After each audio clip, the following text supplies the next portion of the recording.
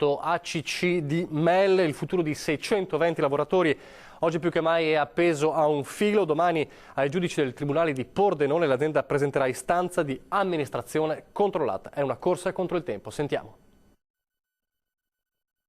Fino alla settimana scorsa, dopo l'incontro al Ministero, abbiamo fatto l'assemblea spiegando ai lavoratori che si andava verso un concordato, comunque una strada difficile.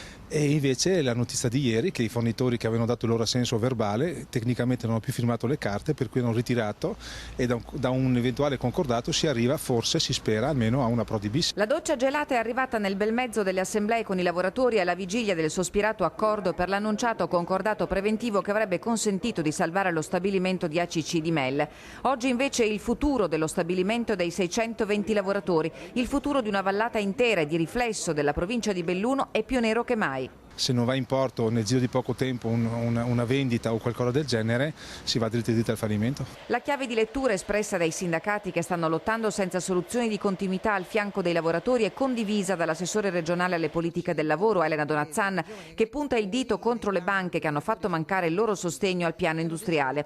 Le notizie che si rincorrono in queste ore su un mancato sostegno al piano industriale anche da parte di alcuni fornitori, certamente conseguente all'atteggiamento delle banche, rendono la strada per la continuità di impresa tutta in salita, commenta Donazzan.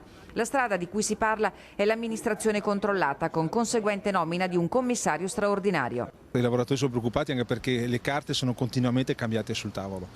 Noi usciamo da un gruppo che era l'Electrolux, dove quando le carte erano sul tavolo erano quelle carte, si discuteva di quegli argomenti là, si facevano gli accordi che avevano una valenza. Oggi abbiamo delle carte che cambiano continuamente. In discussione ci sono 630 posti di lavoro.